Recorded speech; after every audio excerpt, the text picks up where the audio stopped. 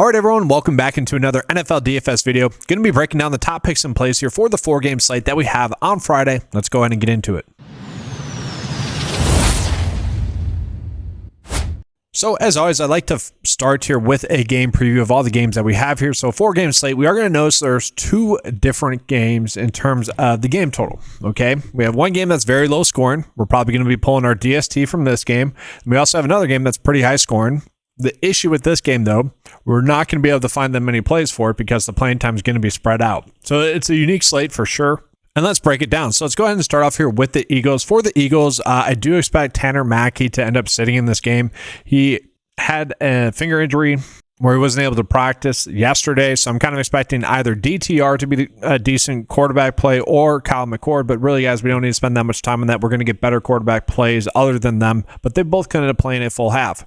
Running back-wise, I will say I would like to see Powell get some more work. After that very good kind of few runs that he had in week 1, didn't play that much in week 2, and so really we're probably just staying away from the running backs for the Eagles, and then receiver-wise, we're probably loading up on a decent amount of the Philadelphia Eagles receivers. So Cooper is going to be someone that's going to play a decent amount in this game. He ended up playing 30 plus snaps last week. That was with Johnny Wilson getting injured. He's going to be someone I think we are just targeting. Now, the issue with him is that they threw the football a very limited amount last week, and it didn't look good when they did. So even though he could end up playing a bunch, I could see a path where he isn't someone that a lot of people are going out of their way to target. Okay, same could be said with Marshall as well, who is going to end up playing a decent amount here as well, I would imagine. Now, we got to call it that they did just trade for John Mechie. Is he going to end up playing? Really don't know. But that does show us that they felt the need to go out and acquire someone. And so that actually gets me more encouraged for the playing time for Marshall, for Cooper. Okay, from there, tight end wise, not much. Let's go ahead and jump into the Jets. So for the Jets, guys, receiver wise, the only one I kind of like is going to be Smith here for them.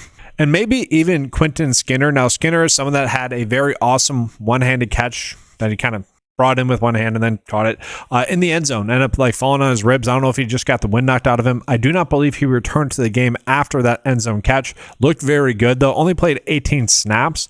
And that is something where if he's going to be good to go, it would make sense for them to give him a more extended look actually in that game. But maybe they don't want to. Maybe they're trying to hide him on their practice squad and they don't want him to show out as well. All those are potential options. And so I'm probably just staying away for the most part. Running back wise, we're not going to have to play anyone here. Quarterback wise, I will say Adrian Martinez, a little bit interesting, could end up being an interesting pivot. So as I'm recording this video, Tommy DeVito is freaking going off, guys. He is just 3 touchdowns right now. Whereas it seemed like we were going to get more of Jackson Dart than we ended up getting. And let's just rephrase this. So like Tommy DeVito is able to go off in a half of football, I think Martinez could end up doing that here for the Jets. Now, it is a lower scoring game. We don't like that, but there's going to be quarterbacks that are going to play more and have a higher projection than Martinez, but Martinez can rush the football, and he has looked good thus far this preseason, and so I think I'm fine just getting to him a little bit. So let's go ahead here and jump on into the Minnesota Vikings, guys. Max Brosmer is expected to play a full half of football in the second half. He looked really good last week, I would say, for what he is as a player. Let's just put it that way. A lot of Minnesota fans are now saying they cannot hide him on their practice squad. They probably still can, but a fun player to watch in this game. He's someone that if we weren't getting some better quarterback plays, we'd be thinking about it. Like if he was on the Thursday slate, we'd probably be playing him a decent amount. In terms of running backs, I will say Xavier Scott. I mean, they have a decent amount of depth here at the running back position. He ended up playing a bunch though, 37 snaps last week, and so that is something we cannot ignore. Now, can we bet on him playing those snaps again? No, but he has looked good, and he has gotten used in the passing game as well. If we can get 1 or 2 receptions out of him, that is huge. And so, although I think the likelihood for him to get that many snaps again is not as likely, I still like him as a click. And then I won't lie, I really do not know what to expect receiver-wise here for the Minnesota Vikings, just simply because Jefferson, Addison, Naylor, they're not playing this game. Then you got Lucky Jackson and also Ty Felton, 2 players that they might need to depend on at the start of the season now, with the Naylor injury, with Justin Jefferson being a little bit banged up.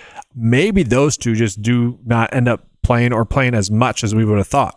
And so we could play a little bit of a guessing game there as to who we want to get to. But the player I actually think we might want to get to is Bryson Nesbitt, who ended up playing a bunch of snaps in that last game. He played 36 snaps. Okay, he wasn't all too productive with that, but if you're trying to stack maybe a tight end quarterback, not a bad route to go. And for what it's worth, guys like Price played a lot, Jones played a lot.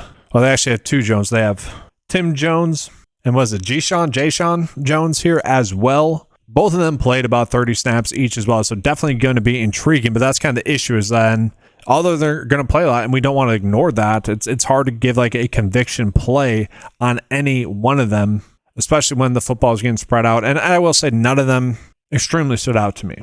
For the Titans, there's not much. I mean, Jordan Mims, I think, will play a bunch in the second half. Probably the one I'm most interested in here, but also not someone I think we need to go out of our way to target. Mullins continues to look good, but again, don't need to really target him. The Titans are going to play their starters a decent amount. Cam Ward's going to play. Don't know how much we can expect of Trevor Siemian. Probably still a Brandon Allen situation, but I don't want to bet on that. And then with that being said, like which players can we even trust to get a lot of snaps here for the Titans? Like DK, I want to see him pop a little bit more, but to me, I'm seeing the reports that are coming out and everything, and what we have seen thus far for the Titans, the snaps have just been spread out and really just not worth it. There is one player I want to call it, guys. Gunnar Helm has been pretty darn impressive thus far this preseason. Maybe someone that continues to get some work, but he ended up playing only about 20 snaps last week, and I don't know if we can trust that. And so now let's go ahead and get into the quarterback plays that we're going to be targeting here. And it's kind of weird. Like it seems like every single slate that Dallas is on, Joe Milton's like one of the top plays just because he's playing a lot and has rushing ability. But like who he's going against ends up being the better quarterback. It's just kind of weird, like projections wise and whatnot. And I think one of the most simple ways for me to show you guys that is just show you guys what the passing yards prop bets are for Easton Stick and also Joe Milton. Now, if we were to look at Joe Milton on a different site, he's a little bit higher. Or sorry, Easton Stick. We were going to look at him on like underdog. He's like 7 yards higher there, so basically the same. But it's one of those weird things that has happened that I wanted to call out to you guys. But both of them are great plays, but it's a spot where it kind of just makes more sense to go with Easton Stick. So Michael Penix, Kirk Cousins not going to play. Easton Stick is there. They had to sign Ben DiNucci because Jones is injured. Okay, but I do expect Sticks to still play a bunch. Okay, I don't know if we can expect Ben DiNucci to play a lot. And that is important, though, because I do want to call it. We have 3 receiver plays that we can be on again, but I do think it is predicated on Sticks still getting the same playing time because this is a stack that could easily blow up in our faces if the playing time is not there like I'm predicting here.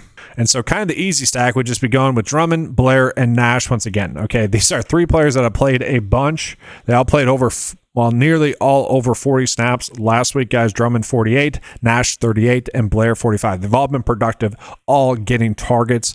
Maybe we only go 2 out of the 3. Blair has been the one that has hit a touchdown in each of the last 2 games. They all have looked good. Well, I will say Nick Nash was a little bit disappointing last week. He had a couple drops and like another play where I felt like he could have made more. He played well in week 1. He's probably the safest in terms of playing time. And so he's probably going to be the player I'm going on my way to target the most receiver-wise from Atlanta. Running back-wise, I don't know if we necessarily need to mess with like Nathan Carter or Elijah Dotson at all. Carter looked good, but just not worth it to me because Dallas, we can jump into them, guys. Blue could potentially be back. We'll see. Maffa and potentially even Miles Sanders. It seems like there's a little bit of a roster battle going on there. Kind of interesting more for season-long and best ball purposes.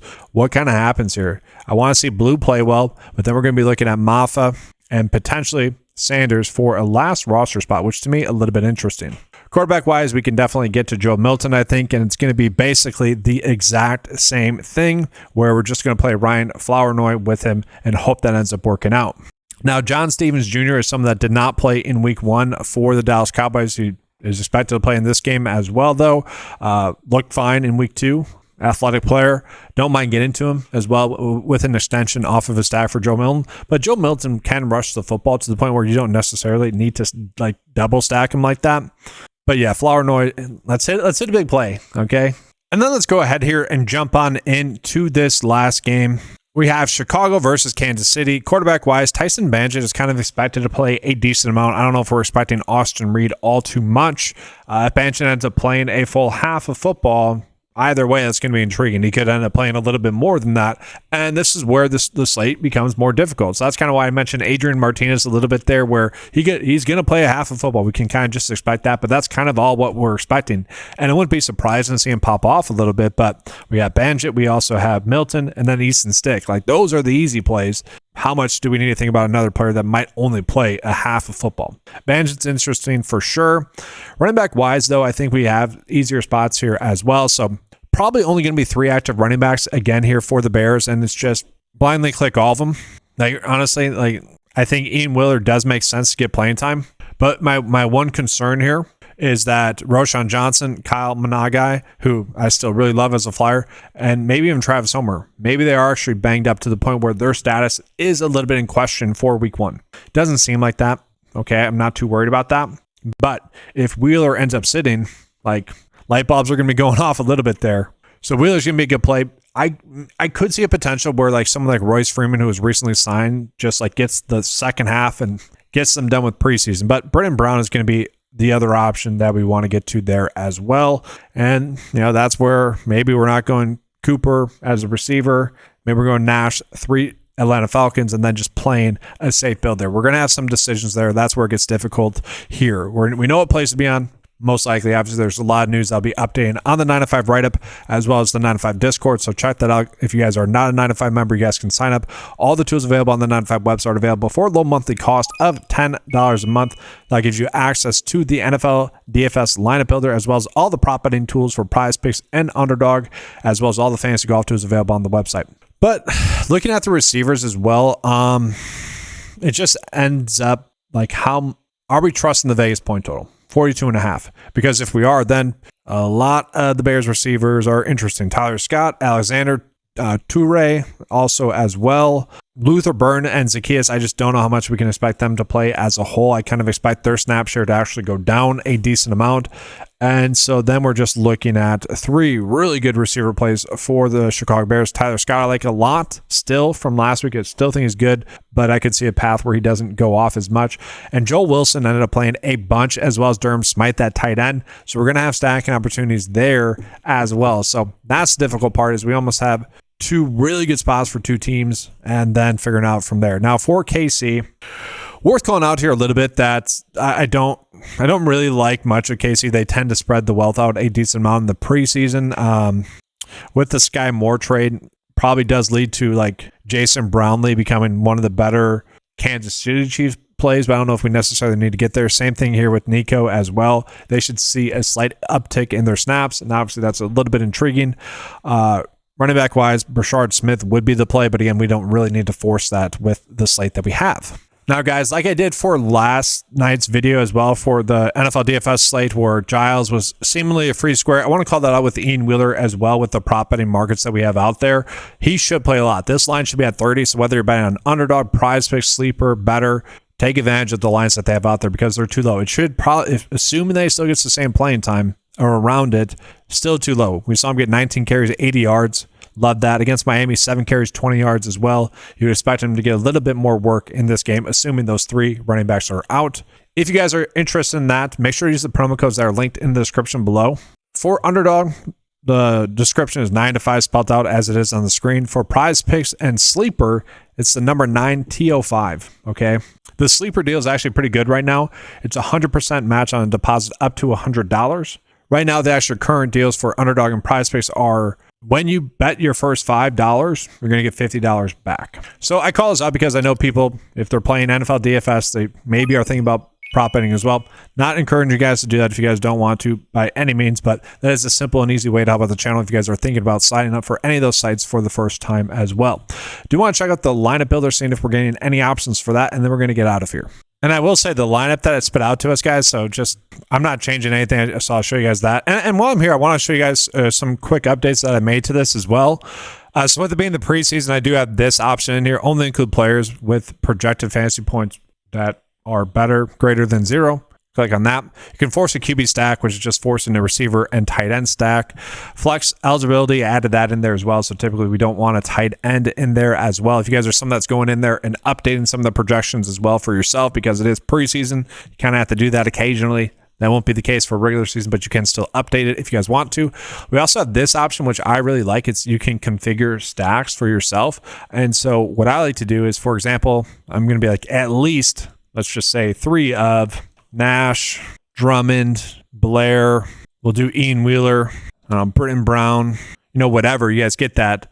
We can add that group, and that's going to go to 100% of our builds. Okay, save that. And I did add in an edit feature because that was something that was annoying me. Like it would save, and then you just, if you didn't like it, like maybe you did add most instead, like whatever. I also like to use it for stacks as well. And so if you want to take it a step further, you could be like, all right, lineups that have an Easton Stick in there, I want at least 2 of, those 2 Atlanta receivers. But it looks like run this so you guys can get a general feel of kind of what the top lineups are going to be. I'm actually curious just more about the percent that we're getting, exposure percent. So no one's 100%, which I do find interesting, even with that little script that I just told it to do, but it makes sense. And let's just for example purposes, we'll click the 4 stack as well. Get a lot more Easton Stick there, okay? Scroll to the bottom and we can download the lineup and upload it to DraftKings. But that's going to do it, guys. Hopefully you guys enjoyed the coverage. If you did, again, make sure to give it a like and subscribe to the channel. That helps out a bunch. Again, if you guys would like access to any of the tools, make sure to head on over to 9to5sports.com. Get access to those tools for a low monthly cost of $10 a month. Thank you for watching. Good luck. And as always, let's keep cashing.